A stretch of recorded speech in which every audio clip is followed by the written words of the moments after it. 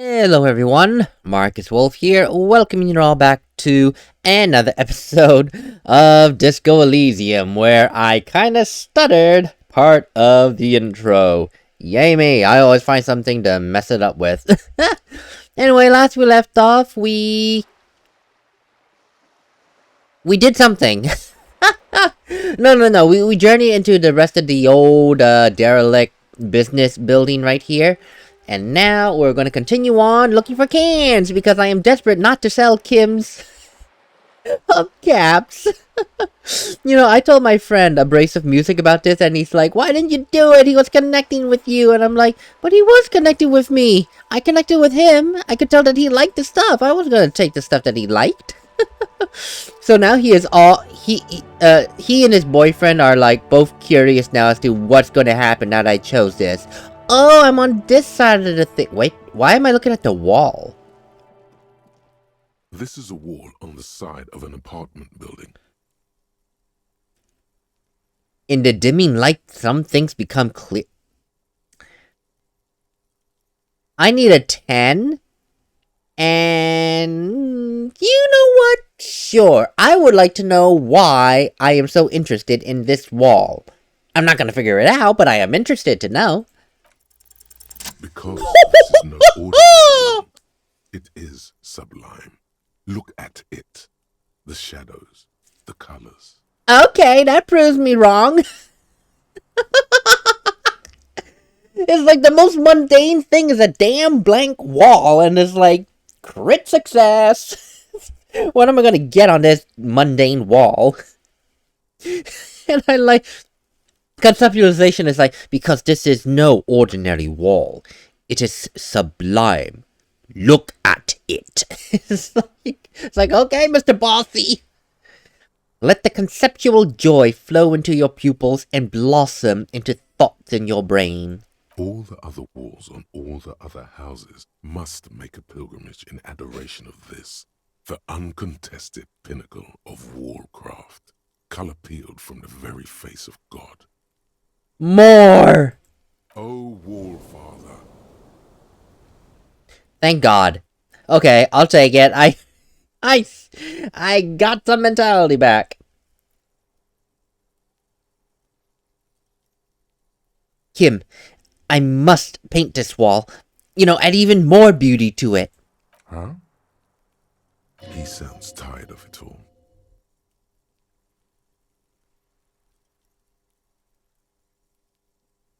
I'm sure I'll find the materials. Then we can come back to this magnificent wall. I suppose we have to pass by it again at some point anyway. He says in a tone of resignation. Wait, is that really a mission now? Wait, is that really? Add even more beauty to the wall. What? Okay, sure. I mean, what? That is just like the most random thing I'd ever seen. And I got a crit success on it. And I'll take it because I gained back some mentality. Great. Oh, wait, what? 7 cents. Well, this makes it all worth it. Magnesium, thank you so much. Hello, Kuno S. Are you trying to sneak up on me? Come to slit my throat in my sleep? Apparently, she doesn't like people standing behind her back. That's fine, but why does she whisper like sounding like she's the Wicked Witch from Snow White? Logic error. She is not sleeping right now. Clearly. Pig's come to take me out, trying to snuff me out. Are you sleeping right now? Don't get fucking clever with me, pig. You think you're so clever.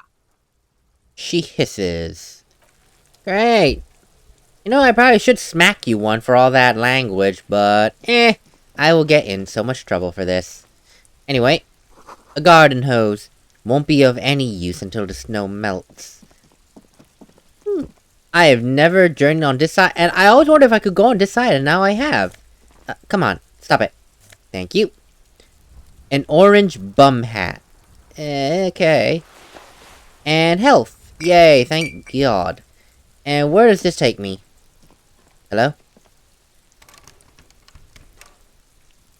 There we go. Just a closed door, but you look at it suspiciously. Very suspiciously.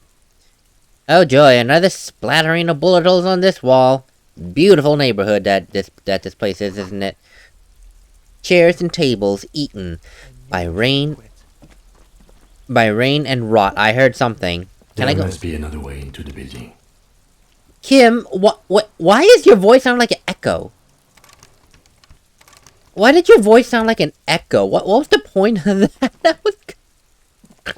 That was kind of creepy. I will not lie. That was kind of creepy. It's like, I hear an echo, and I don't like this echo. Echo, echo, echo. The belly of this boat shines like it was recently painted. It could have been. Yes, please. 10 cents a can. I will not get 60 bucks. Cape Side Apartments. Rue de Songes Lane and Roundabout North. Who is talking to me? Oh, you. There's a girl up there. Did she spill the paint? Who knows? She might have. Oh, for the love of, it's a locked trash can. God dang it. Why does everyone lock their trash cans? Kind of stupid. Inside, the frame of a motorcycle in repair and whatever. Girl, can I talk to you from here? I totally can. Will flow red once more. A great torrent rushing down Rue de Esperance. You wait and see. The girl stares at the sailboat by the pier. The streets will not flow red with anything. Who are you? I'm Cindy the fucking Skull. What else do you want to know? Date of birth, blood type, the last time I was tested for Hep C. Well, we just wanted to know your name, little lady. No need to be getting all defensive. And here I was trying to be polite. Just can't win with you pigs. Despite the sass, she puts the brush aside. A brush? An artist? The red splatter is urban expressionism. What are you doing to the wall? Can't you tell? I'm painting a beautiful mural, an aereo graffitio visible from low orbit. I haven't really started it yet. I'm waiting for the right words. She studies the wall, suddenly pensive. So, you don't know what to write, then? Have you ever tried your hand at graffitio? When faced with a blank wall, most people write unimaginative stuff, like pigs go home and Mono is here. We rarely see pigs round here, though. Just union cads. And my name's not Mona, so... And why exactly are you so committed to defacing the building? This place is severely lacking in havoc. Not even the occasional trash can fire to break up the tedium. I thought I'd mix it up, you know, summon the forces of crime and social chaos with a wall-sized invitation. Okay. Well, I do have an opinion on this. You want to hear it? Yeah? I do... Ooh, god dang it. Okay, I had to say this. I do find that there is a fine line between public art and hooliganism. I have seen some graffiti out there that looks great. The only problem is it was done illegally, but it looks great. Like, wonderful. And then there are some things that are just like clear graffiti, like gang signs, gang symbols and all that, and that's just like straight up hooliganism. So... Ooh, I can see both sides to the thing. It could look the most beautiful thing, but if there's not permission, it's hooliganism. And at the same time, if it's just a gang thing, it's just straight up hooliganism. So, I can see both sides of this. And I'm on the side that if it looks beautiful, I love public art. Just, you know, don't mind us, keep doing what you're doing. Thanks. I'm sure the inspiration will come to me now that I have an official RCM stamp of approval. She means the opposite. Of course. By the way, do you happen to know anything about the murder? I ain't no snitch, pigstein. Go forth and forage in someone else's shit. No shortage of squealers in these parts. Actually, there is a shortage of people who talk to us in a normal, calm, informative manner. We weren't put on this earth to make your life pleasant, fucko. Duly noted, Cindy. By the way, I do notice you keep looking off to the side.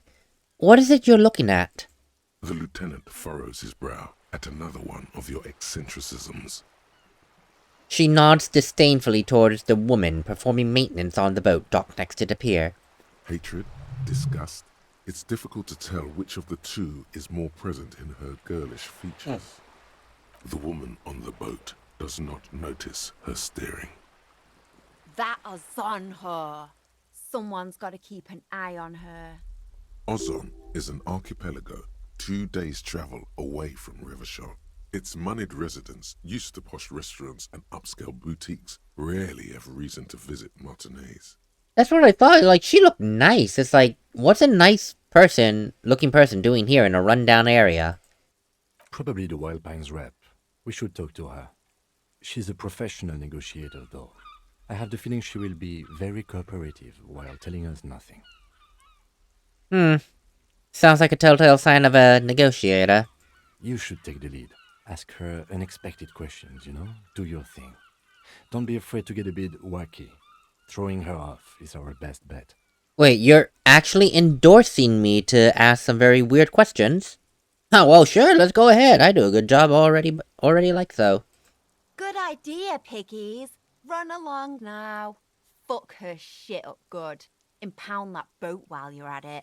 I'd like to watch her swim back to us on. Well, I can't guarantee we'll be, impounding anything, but if she decides to do something weird, we might grant your wish. By the way, Cindy, would it be alright if I borrowed some paint? And your brush, too. What for? Well, it's art, okay? Well, if it's for art. But what kind of art are we talking about? Well, I'll be honest, I haven't really thought of anything yet. But I'm sure the inspiration will come to me in time. Then you have time to find your own fucking brush. Alright, no brush then. No problem. You're about to cry internally, aren't you, Piggy? Oh, pathetic. Just give up. Art isn't for you. No problem. I probably shouldn't have said that, but I am not doing this because I only need a 12. I need lightning don't strike twice. Catch you later, Cindy. Watch your back, Ungulate.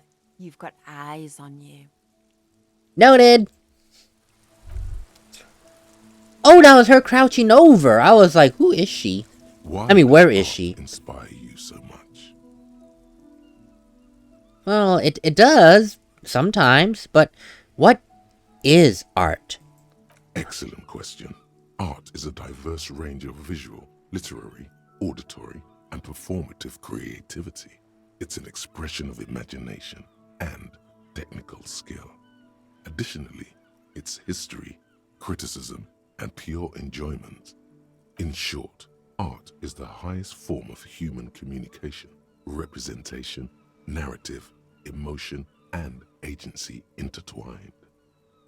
Yeah, that's all well and good, but can I fit into the art world? I mean, Have you looked in the mirror lately?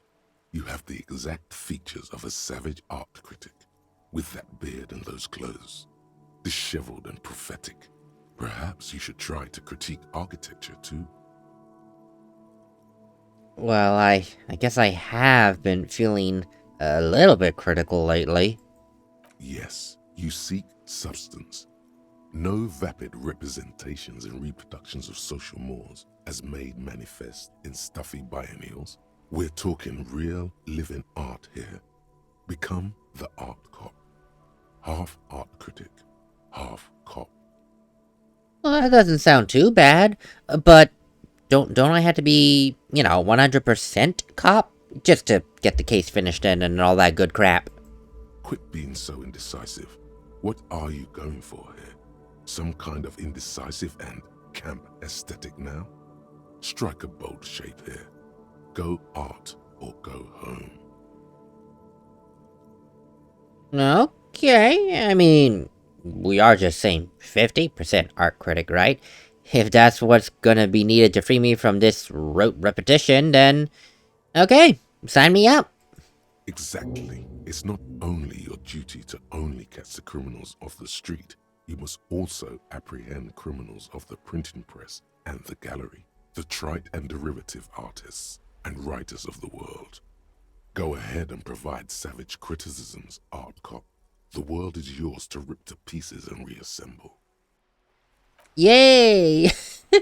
Now, personally, I went for that because I did study writing in creative writing in college, so I do kind of see the point of the conceptualization's conversation regarding art. I do see the point in it. It really is a marvel of technical skill, and you need to be able to conceptualize things in a way that makes sense both to you and to the people that are going to be viewing your work. Because if it doesn't make sense to them, if it doesn't make sense to you, it won't make sense to them. If it doesn't make sense to them, a week and now they show up? then you're just a unfortunate nobody. Which, in the art world, is very easy to be a nobody. A balcony with a balcony with a view to the yard, and the hanging. Oh, okay, I was gonna say, can I see that from here? Sir, can I talk to you? Because I saw the... Involved in this. You see a young man on a balcony nursing a cigarette. His eyes have been following you for a while. Not looking for any trouble, officer. He says in a quiet tone. Despite the cold, his shirt hangs unbuttoned on his frame. It's the voice of someone who has something to hide, my liege. No trouble from me, young man. I just want to know what's going on here. I don't want to be seen talking to the gendarmerie if that's okay. I just want to finish my cigarette. Don't let him go. This could be your witness. The balcony has a great view of the whole thing. Yeah, it does. I understand you're scared, but I really can't let you go. Actually, the gendarmerie really needs to talk to you. Is it really that important? He asks, adjusting his shirt. Like a nervous cat, he keeps stealing looks at the neighboring windows. All right, but make it quick. Once I finish this cigarette, I have to run. Sure. Well, I don't have much time then. Well, it looks like you've got a good view of the Whirling's backyard. You mind telling me anything about the hanging? I'd even go so far as to say that the view is a little too good, my dear gendarme. Do you have an estimate of when the body will be taken away? We will remove the body as soon as possible. Now tell us, where were you last Sunday? Oh. You already asked me that, didn't you? Wait, is someone else investigating the lynching? Did you, Kim? No, not you two. Some more muscular type. And when did you speak to this more muscular gentleman? The lieutenant takes out his little blue notebook and writes something down. Last week? I don't know. Look. He looks around the courtyard again. Rain patters on the windowsills and dead houseplants. Too late to do them any good. It'll take more than rain to bring this place back to life. You didn't answer the question. What were you doing last Sunday? I had a friend over. What kind of friend? It was my Sunday friend. And what's your friend's real name? Did he also see something? He doesn't reply, gesturing no with his cigarette. Under the dull and darkening sky, the neighboring windows stand silent. Okay. Could you tell us your name, at least? My name? My name is Martin Martinez. That's definitely not his real name. Really? Martin Martinez? Forgive me for saying that. That doesn't sound like your real name. No, of course not. Could you please lower your voice? He scans the courtyard. It's silent like the bottom of a well, every sound captured and reflected back. Alright? We'll talk later then. No. We won't. He takes one last drag of his cigarette before stubbing it out on the balcony. Now, if you'll excuse me, I really need to get going. Oh, crap. Shoot. Shoot. I don't have a choice. I have to try. Time to bring out your Ouch. secret charm. Tears and begging. Show him your emotional side. Throw yourself before his very feet like a dog. Please, don't go. Look, I promise. I'll stop drinking. I'll take the trash out. Just please don't leave me. Trash? The young man shakes his head in confusion. Please don't go. I'll even stop smoking inside. Listen, I really have to go. With a flick of his wrist, he sends the extinguished cigarette sailing over the rail. Good luck with the investigation. And he walks away. That didn't quite work. Oh, god dang it. I really need to raise my suggestion, I think. Ugh. God dang it. I was not expecting that. This game does a good job making you not expect things. It really does. He's gone. The lieutenant puts away his notebook and turns to you. We should run after him, see where he went. No point in running. Tenements like these often have multiple exits. If he doesn't want to talk to us, then he'll know how to hide himself. So, what, we just give up? He could be a witness. Him or his Sunday friend. Either way, we need to look into that muscular type who's asking about our case. There has to be a way of getting inside the building. Once we've found the way in, we can ask around for his apartment. Alright, let's keep an eye out for that then. Yeah, because he is a witness, clearly. I need to know. A muscular gentleman that was asking around last Sunday. He and his Sunday friend. Is his Sunday friend also my best friend? Okay, no. I'm just kidding with you all there. Is this a can? Stone, like any other, lying in a whirl of sleet and mud. Maybe there's something under it. Don't tell me. There's a key beneath it, rusty from the dirt. Wow. Okay, sure. It must Yeah. be for the front door. Pity it doesn't have the apartment number on it. This building has hundreds of apartments. And how are we going to find the right one? We'll just have to go in and see. Okay. I can't believe it. We found a key to this door. That is amazing. Well, we're not going to worry about that right now because, well, it's already 11. Mr. Man probably just wants to get his beauty sleep. And also, I do kind of want to talk... can I go in here? I actually can. Okay, I did not want to go... well, I wanted to test it, but I didn't want to go in yet. Hi! I don't want to go in yet. I do want to talk to Miss Fancy Lady on her mini yacht boat, which totally fits in with the area here. It doesn't. It really doesn't. I want to see this object, please. Looks like there was more construction here. Well, decades ago, at least. Oh, I had to go down all the way there to see it. Jesus. Well, we got some packages here. We have... oh, thank you. More magnesium. Great. Now I'm getting magnesium out of my butt. And I like it. Because God knows I have so much mental damage. Docking reserved for residents of Rue de Saint-Ghislain, 33A. Ah. Your room in the whirling isn't much bigger than this sloop. This is worth more than you'll ever earn in all your life. Hello, miss. A striking woman leans against the cabin top of her sailing boat, smiling as you approach. Her green raincoat glistens with droplets. A silk scarf is tied around her throat. Good evening, officers. I'm Joyce. She extends her hand in greeting. Joyce L. Messier. I represent the board of Wild Pines, the owners of the harbour. You gentlemen must be from the RCM. She steps closer and holds out her hand over the railing. Joyce L?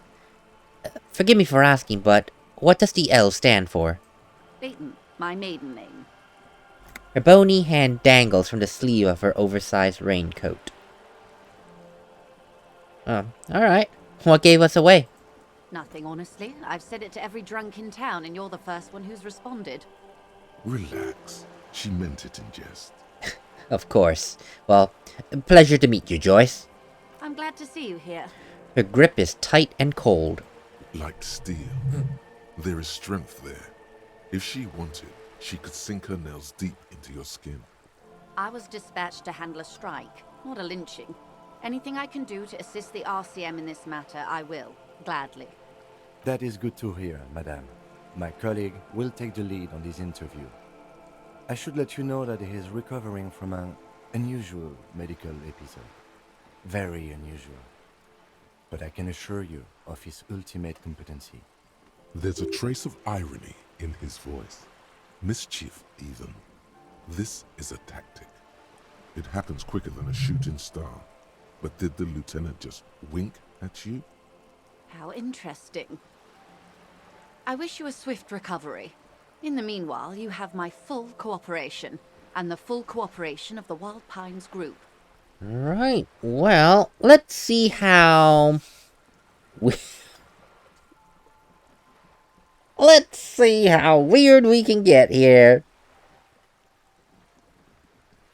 You can see where my mouse is right now. Well, you seem... Oh, God. I'll do it later. Let me talk to her first before I put her off. I think it'll be better. Well, you could tell me about Wild Pines. What is it that you do? What we do? I'm afraid I don't speak for Wild Pines as a whole. It's a giant undertaking. There was a touch of discomfort there. She wants to merely represent. Okay, that's fair. So what is it that they do? The Pines' core competency is logistics. Container shipping, freight, that sort of thing. See those airships there, blinking? Those are the shipping side of things. And that is the terminal. Another subdivision deals with energy, oil and gas exploration, offshore platforms. The Wild Pines Group is one of the original Revacholian Indo tribes.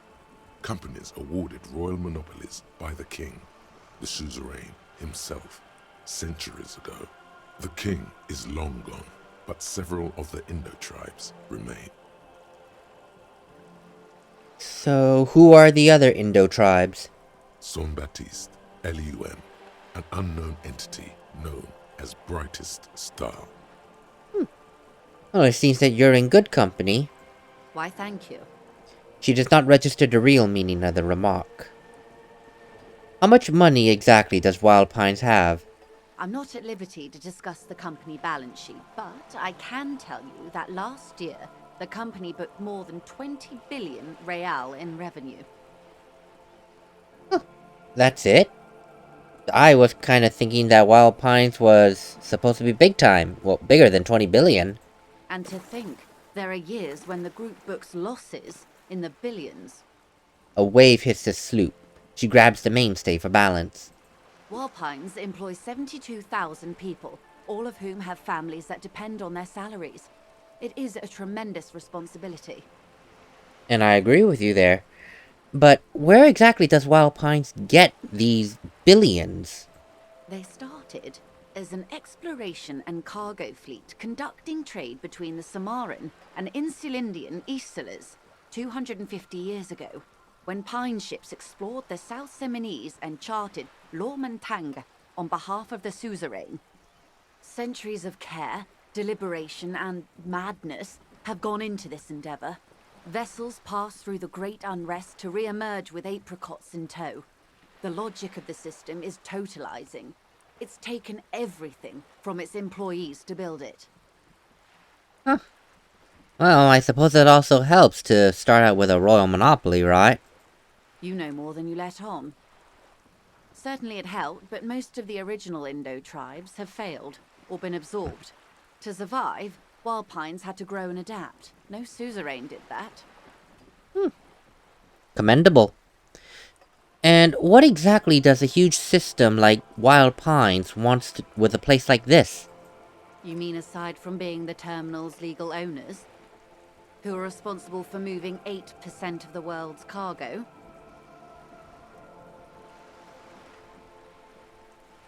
Well, to be fair, you're not the one who's keeping it moving. It's the workers. The company is nothing without them, We built this district. she says calmly. We. There it is. She owns up to it. Yep, there's the we. At first she started with they, now she said we. All the best parts of it. Rue de Saint-Ghislain, with its bastions. The plazas Meteor and Mosaic. Even some of the old street lamps have been put back thanks to the investments from the WP. She points behind you where the seawall rises. Before Martinez was swallowed by the industrial harbour, even before it was part of Revachol, long before Terminal B was erected here, the Pines built it as a resort for its Revacholian employees. A company getaway, for a weekend or a summer holiday. Then came the revolution. But that's another matter. I'm here to make sure the Pines can fulfill their responsibilities to the place they built. Good. Good to know. So... what can you tell me about this strike? Everything. Right up to, but not including, trade secrets. And what if I wanted to hear about these trade secrets?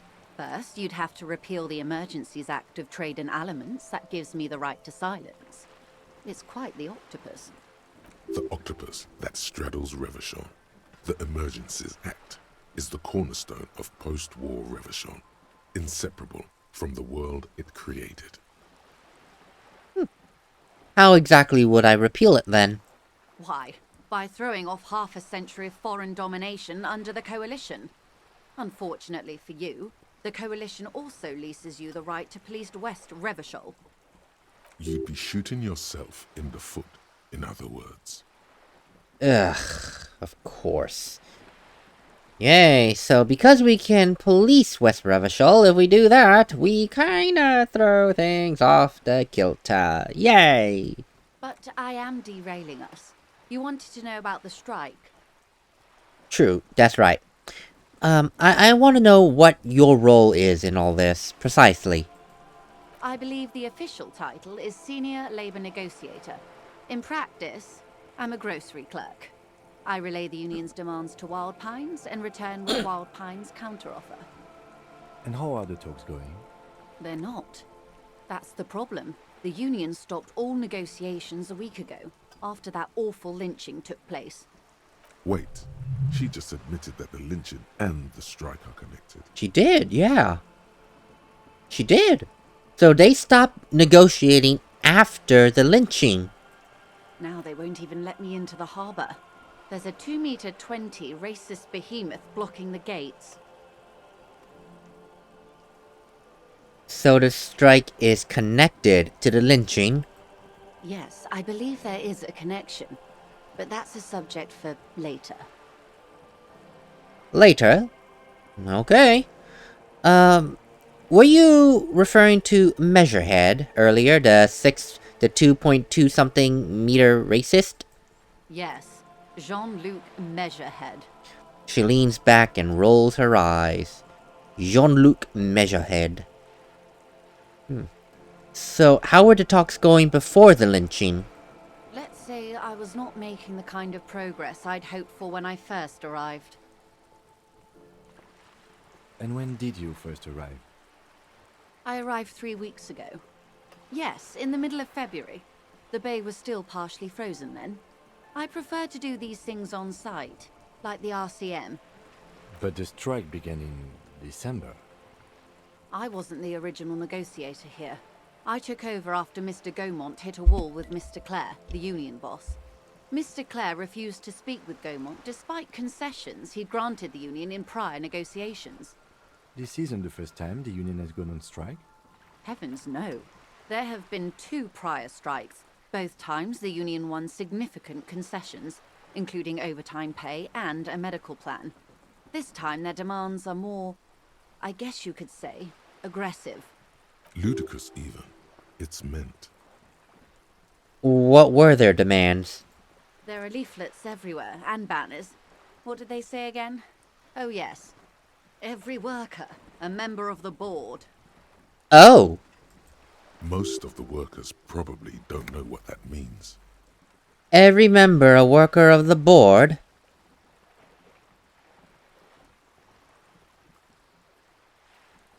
You know, I'll be honest, that does kind of sound a bit like over-aggressive commie posturing.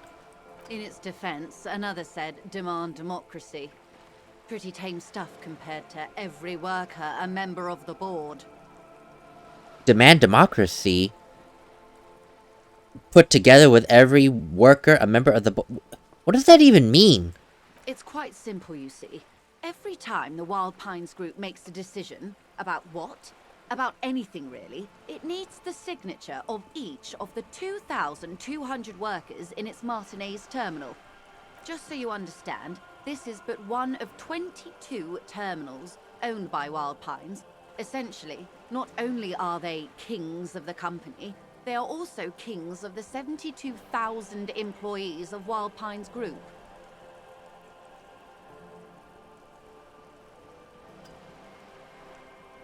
Wait, 22 terminals owned by Wild Pines. Not only are they kings of the company, they are also kings of the 72,000 terminals. So basically, there's 100 workers per terminal. What the...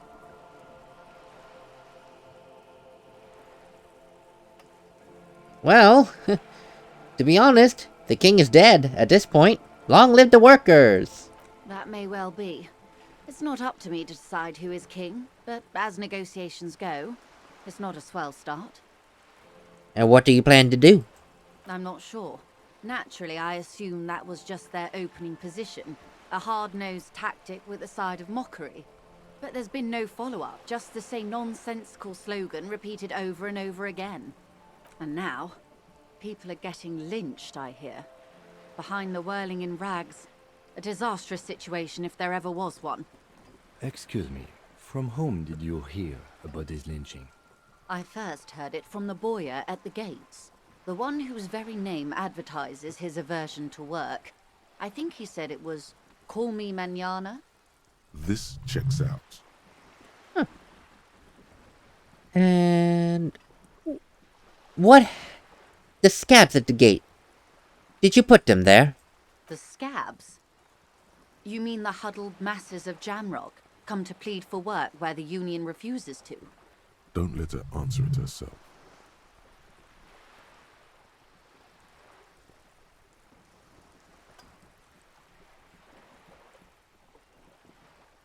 No.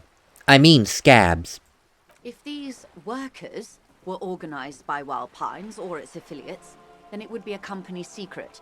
I could not share it with you. Not yet, at least. It's implied. She's open to discussing this matter with you at a later occasion. Yeah, at least not yet, that's good.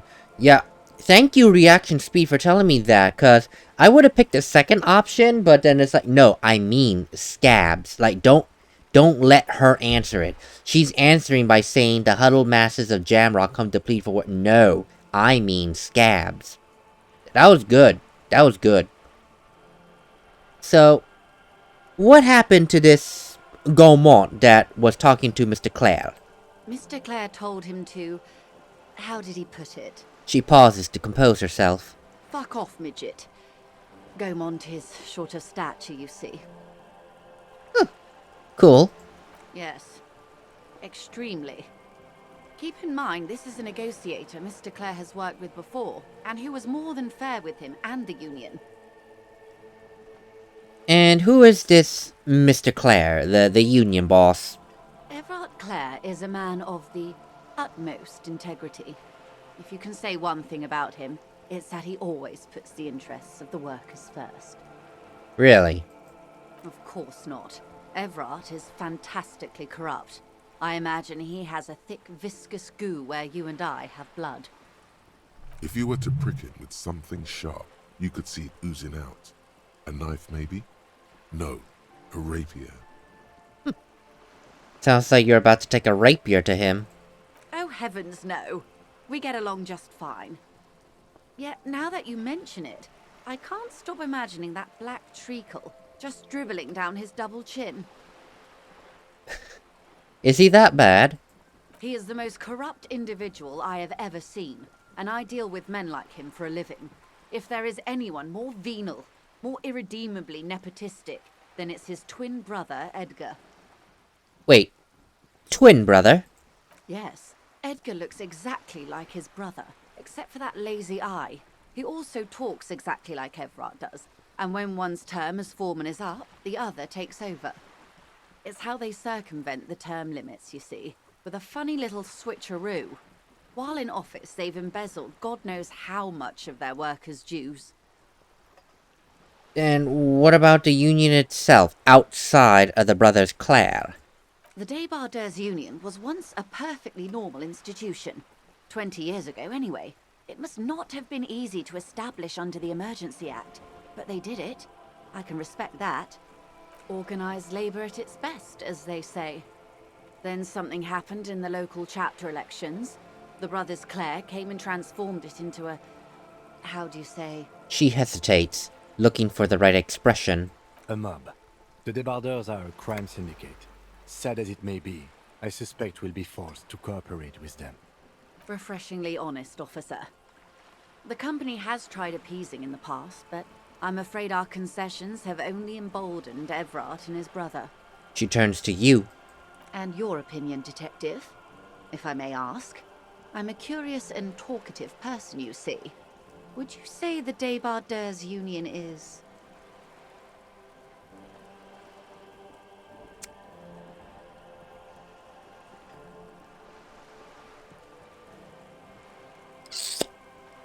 I don't know much about the Débardeurs Union, so I really can't give you anything. It was once a perfectly normal institution 20 years ago. Must not have been easy to establish, and it was. Basically organized labor.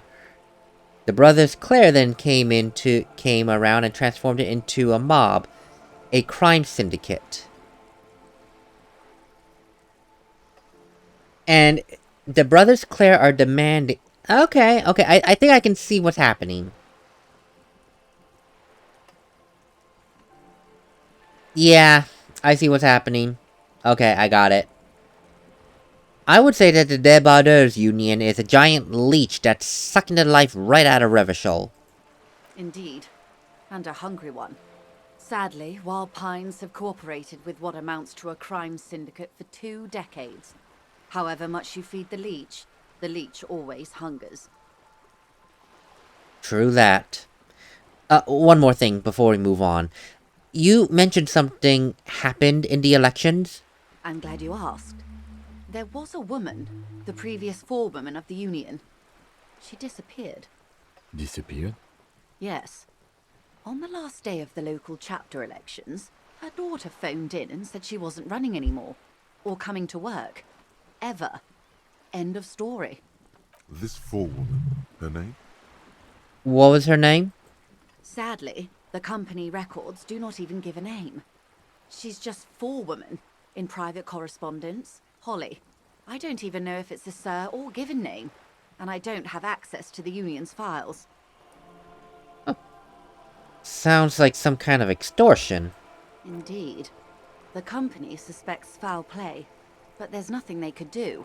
It was a Union matter. The point of the presentation is, these kinds of things happen around the Clares. Watch out when you're dealing with him. Thank you for your concern, ma'am. We'll be just fine. Yes, doubly so, miss. Of course. How else can I help? Could you tell us something about this lynching? Quite a few things, I'm afraid. She falls silent for a moment, contemplating something. The information I'm to share with you includes sensitive trade secrets. For the sake of my employer, I have to ask for your names and badge numbers. Of course, ma'am. We should have introduced ourselves. I am Lieutenant Kitsuragi, from Precinct 57. Interesting, that's a secret task. So I did not know this task existed. Oh, wow. So there are secret secret things that we can do. And this is my colleague from Precinct 41. I'm afraid he doesn't have his badge at the moment. I hope mine will suffice. How curious. Why is that, Detective? Well, remember when my partner told you I'd recently suffered from an unusual medical episode? My lost badge is related to that. I see. So, are you saying you lost your badge during the course of this episode? I could have eaten it for all I know. I don't remember anything. This world, this city, nothing. Oh dear. Some kind of encephalopathic amnesia. I don't even know how to respond. I do believe you, naive as that may sound. I simply can't imagine what you gain by faking such a condition. As I said, ma'am, his technique may be very unconventional, but he is an officer of the RCM. Of course, I sympathize, but I'm afraid I simply can't share anything more until I've seen that badge. She's a professional negotiator. She should be open to some sort of mutually beneficial arrangement. Yeah, I have no suggestion. Oh my god, I can't do this. Alright then, I'll find it somehow. Let's talk about... Ugh, shoot. Okay, you know what? Screw this. I need an 11. No, I need a 10. I can do this. This happened before already. Let's do it again. Feeling. Oh! Oh! God, that hurts. Oh, that hurts. That hurts. That hurts. I was right. That hurts. I was right there. Oh my god. But ma'am, I need to know about this lynching. It's very important to me. It's the case I'm solving. I assure you, it is no small matter for me either. We all share the responsibility for disarming this situation. I hope you have a badge for me as soon as possible. But you have so much else. I only have this. This is the entirety of my existence. She's silent. The wind flaps the sail above her. This boat, for example, and a home somewhere. I only have this case. Officer. The carbon fiber hull creaks.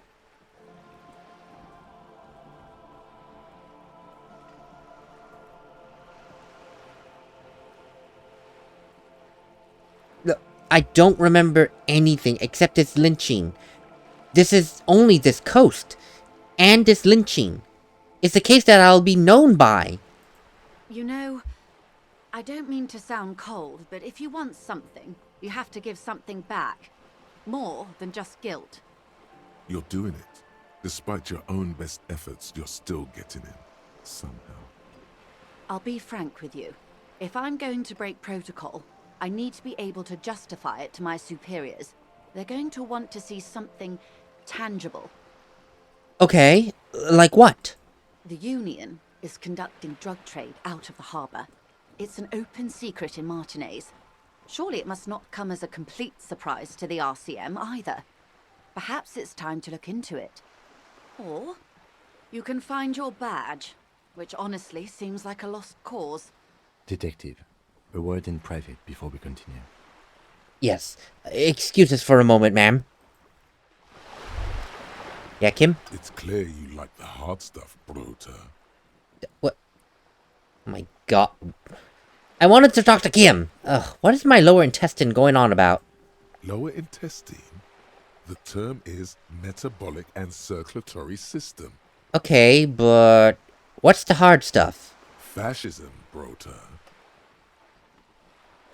Oh! Okay, stomach. Oh god, what is fascism? Many things, but it's mostly about trusting your gut. Who does your gut tell you is the source of Revishal's problems? The financiers? Yes, them. but also Wermen. Wermen? Wermen, men of Wer. You don't like them. They're insane. Their idiocy needs to be scrubbed off this world with rubbing alcohol. Wu men need to go back to the fucking kitchen. That's what fascism boils down to. The rest is also important. But the main thing is that Wu men need to know their place. Okay, Stomach, that's great. Thumbs up. I made up my mind now about fascism. You're going to keep your vooz, right? Keep your vooz, Brota. No, absolutely not. I am not going to be played by an upset stomach. There's a slow, painful growl somewhere in your intestines, knocking on your alcohol-engorged liver. It is one of betrayal and disappointment. Yeah, we are not doing fascism. I'm sorry, but we're not doing that. Oh god, it's almost midnight and Kim is still hanging out with me. You know, the fact that that hurt. I was like 9 and I needed a 10. It's like, come on, just give me one more point. I was right there. Damn it. But it seems we did have a little bit of headway. She gave us an opening, an in, that if we can work on this drug trade and give her something for that, then she'll share information with us. A bit of quid pro quo, I believe the term is. But either way, we'll figure that out in the next episode. Right now, Kim wants to talk to us, and we will, humor him, as I said, in the next episode. It's been 50 minutes, so it's time to reel it in. But we did learn a couple of new things. A potential witness, a wannabe graffito artist, and this lady who is the negotiator. I think so far we're doing well with the negotiations. I think we are. Negotiate with the talking. I think we are, but only time will tell. But until then, I'll see you all on the next episode. Later, everyone.